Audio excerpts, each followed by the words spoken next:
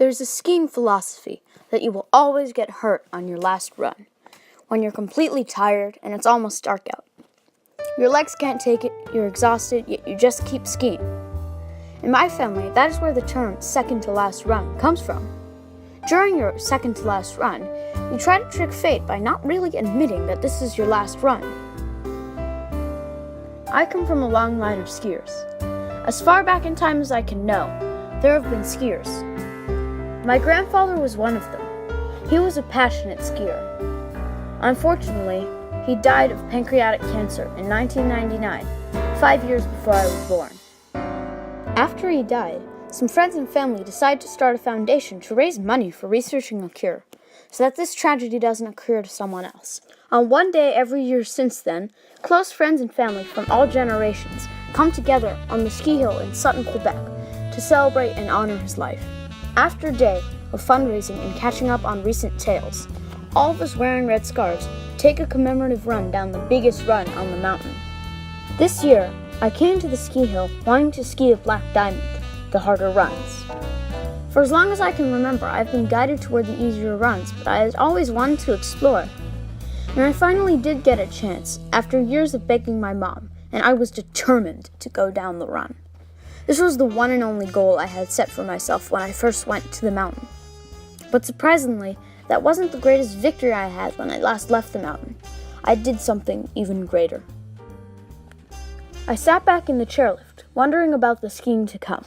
The wind was blowing snow in my face, obstructing the view of the top. I thought ahead about the run. Would I fall down? Would I ace it? Would I tumble off a cliff into nothingness? These thoughts buzzed through my head like mosquitoes as I got off the chairlift. "It's really not that hard," my cousin Sam shouted over the winds. "All right, let's go," Sam yelled, and he took off down the run. I took off after him, plunging into the windy and snowy mountainside with my skis and poles. "Woohoo!" I yelled, soaring down the run. I passed the cliff where I thought I would tumble into nothingness. How silly I was to think I'd fall off such a wide run, I thought. The wind blew snow in my face as I powered through the more challenging run. I whooped and hollered as I cascaded down the mountain. I reached the bottom, went into the chalet, and sighed. 3 days later was the ski day, when we all come together to commemorate my grandfather. Every year we try to raise money for pancreatic cancer research. Last year we collected over $1 million. This year we plan to collect even more. I came to the ski hill and was embraced in large hugs and handshakes from about 20 people, some of which I only see once a year. People as old as 80 who only ski one day a year to celebrate their best friend. My cousins who are now in college and who hadn't skied in several years. People from all over Canada, from New York, from North Carolina, and even from Florida, all coming to ski one run and to help find a cure. It's amazing that so many people from so many places are all willing to travel this far just to honor one person for one day. It's what makes research against pancreatic cancer possible. If one person donates $50, it won't do much. It will still be for a good cause, but the real support is when thousands of people donate $50. Then all research will be funded, and we will have a chance to find a cure. This year, for the first time ever, I was asked to lead the commemorative run. I eagerly said yes. After lunch, I was practically bursting with anticipation. I could hardly wait. "Say cheese," said the photographer. Everyone smiled. I was with my mom, my dad, my grandmother, my cousins, and a whole bunch of distant friends and relatives, all gathered at the top of the mountain next to the chairlift. I turned around and looked down at the incredible view that unfolded before my eyes. Below me, the trees loomed over the hill, casting shadows on the skiers, who were swirling around in graceful figure eights. Hills and valleys stretched out as far as I could see. The little buildings like dollhouses, the cars like little ants running around in an ant farm. The view was amazing, and I hoped the skiing would be just as good. But looking down the run, the pitches looked steeper than ever. I would have to ski down that and to do it in front of all my family. If I failed, I might never get this opportunity again. But I realized that only a few days earlier, I conquered a black diamond. As the realization sunk in, The run suddenly seemed less steep and, in fact, quite manageable. Let's do this, I thought. I'm not afraid. I took off, everyone else right on my tail. I felt the wind and snow in my face. I smelled the smell of fresh snow. All I heard was the whoosh of the wind. I saw the other skiers around me, the trees on either side of the run, their red scarves waving in the wind. I looked down at the bottom of the run and saw that it was getting closer.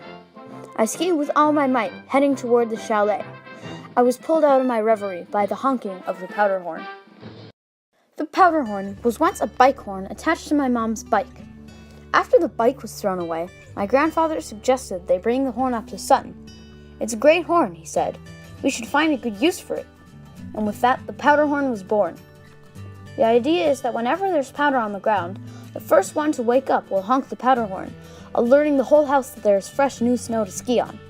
When I was only 6 years old, my parents gave me the privilege to honk the powder horn if I woke up first and saw fresh powder had fallen during the night. It is one of the traditions that my family cherishes. Anyway, I heard the honking of the powder horn as I was coming down the hill. I searched the crowd at the bottom of the mountain and found my grandmother, the source of the honking, waving at the bottom. I skied right down next to her. She smiled. I smiled too.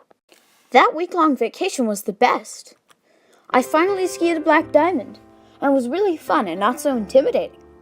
Personally, I think I skied it pretty well. But as I said earlier, that wasn't the most important thing. The most important part of the whole vacation was leading the family down the commemorative run. It was so meaningful to lead everyone. Our family has 3 generations in it, the spirit of my grandfather reflected in every single one of them.